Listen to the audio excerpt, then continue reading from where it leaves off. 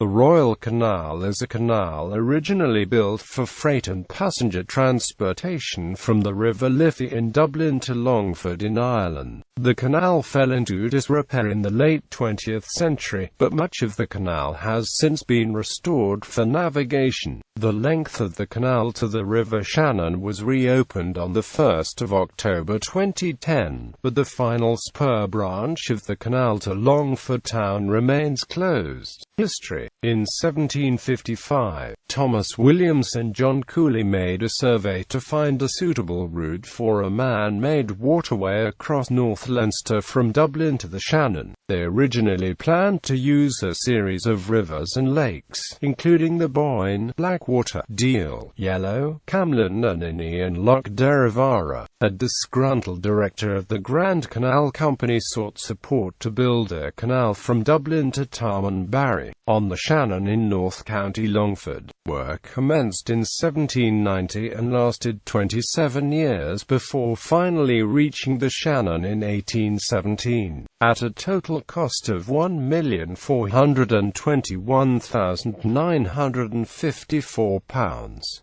Building was unexpectedly expensive and the project was riven with problems. In 1794 the Royal Canal Company was declared bankrupt. The Duke of Leinster, a board member, insisted that the new waterway take in his local town of Maynooth. The builders had to deviate from the planned route and necessitated the construction of a deep sinking between Blanchardstown and Clonsilla. The diversion also called for the building of the Rye Water Aqueduct at Leclerc. The original 1796 fare from Dublin to Kilcock was 1/1, much cheaper than the stagecoach. The canal passes through Maynooth, Kilcock, Enfield, Mallinga and Ballymahon. It has a spur to Longford. The total length of the main navigation is 145 kilometers, and the system has 46 locks. There is one main feeder, which enters the canal at Mallinga.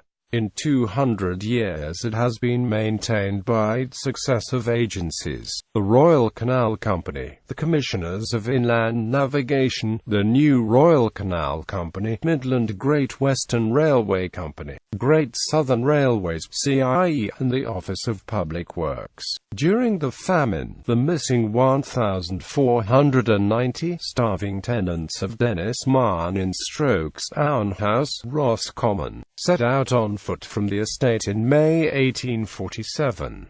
Major Marn had offered them the choice of emigration through assisted passage, starvation on the blighted potato patch farms, or a place in the terrifying local workhouse. These families, weakened by starvation, walked for days along the towpaths of the Royal Canal to Dublin, where they were put on boats to Liverpool, and from there to Quebec aboard 4 coffin ships, cargo ships, ironically loaded with grain from Ireland, and unsuitable for passengers. It is estimated that half died before reaching Grosse Isle, Canada. It was the largest single disposal of inconvenient tenants during the famine. Major Marn was shot dead that November, after news had got back to Roscommon about the fate of his former tenants. An annual walk on the canal banks commemorates the events. By the 1830s the canal carried 80,000 tons of freight and 40,000 passengers a year. In 1845 the canal was bought by the Midland Great Western Railway Company. They considered draining the canal and building a new railway along its bed, but decided instead to build the railway beside the canal. The two run side by side from Dublin to Mallinga. Competition from the railways gradually eroded the canal's business, and by the 1880s annual tonnage was down to about 30,000 and the passenger traffic had all but disappeared. It had a brief resurgence during World War II, when horses and barges returned to the canal. CIE took over the canal in 1944. As rail and road traffic increased, the canal fell into desuetude. In 1974, volunteers from the Inland Waterways Association of Ireland formed the Royal Canal Amenity Group to save the canal. By 1990 they had 74 kilometres of canal, from the 12th lock in Blanchardstown to Mullingar, reopened for navigation. In 2000 the canal was taken over by Waterways Ireland, a cross-border body charged with administering Ireland's inland navigations. On the 1st of October 2010 the whole length of the canal was formally reopened. In 1843, while walking with his wife along the Royal Canal, Sir William Rowan Hamilton realized the formula for quaternions and carved his initial thoughts into a stone on the Brougham Bridge over the canal. Transport links. The Royal Canal was originally planned to terminate in Dublin at Broadston, to serve the then fashionable area of residence, as well as King's Inns and the nearby markets, but it was extended so that now, at the Dublin end, the canal reaches the Liffey through a wide sequence of dock and locks at Spencer Dock, with a final sea lock to manage access to the river and sea. The Dublin-Mullingar railway line was built alongside the canal for much of its length. The meandering route of the canal resulted in many speed-limiting curves on the railway. The canal was bought by the Midland Great Western Railway to provide a route to the west of Ireland, the original plan being to close the canal and build the railway along its bed. The canal travels across one of the major junctions on the M50, N3 in a specially constructed aqueduct. Present day. Today Waterways Ireland is responsible for the canal, and it was under the stewardship, in association with the Royal Canal Amenity Group, that the Royal Canal was officially reopened from Dublin to the Shannon on the 2nd of October 2010.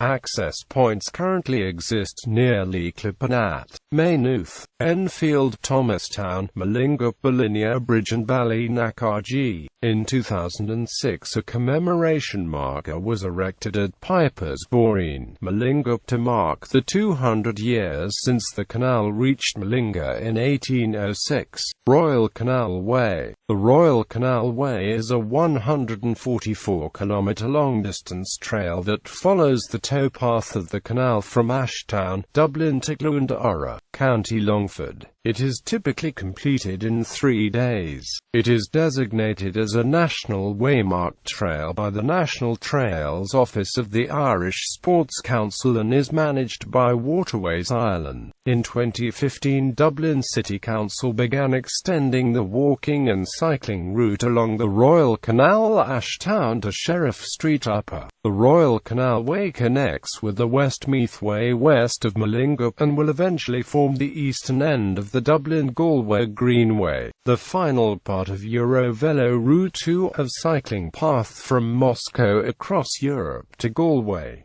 The Old Triangle. The Royal Canal was immortalised in verse by Brendan Behan in The Old Triangle. A monument featuring Behan sitting on a bench was erected on the canal bank at Binns Bridge in Drumcondra in 2004.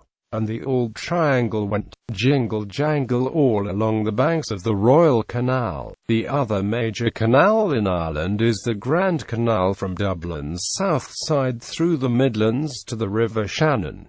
The Broadston Line. In the 19th century, Broadston was one of the most well-known areas of Dublin. However, very few people even know where it is today. From 1817, this area was home to one of the major transport hubs in 19th-century Dublin, containing a major railway station and a canal harbour, linking to the Grand Canal, crossing the North Circular Road, and going past the Mountjoy prison. Along the way there were 3 dry docks. This area arose and fell in prominence among Dubliners as new forms of transport came and went. The aqueduct and canal that once linked the site of the Royal Canal are gone almost without a trace, and what was a glorious Neo-Egyptian railway station is now a bus depot and garage. The canal was filled in at around 1927, converted into Blessington Park and Phibsborough Library debris was built on top of it. Superstition. Royal Canal boatmen believed the 13th lock at Ely Bridge, between Leichlip and Maynooth, was haunted. This tale became the subject of a poem by Arthur Griffith, The Spooks of the 13th Lock, which in turn inspired the name of the band, The Spook of the 13th Lock.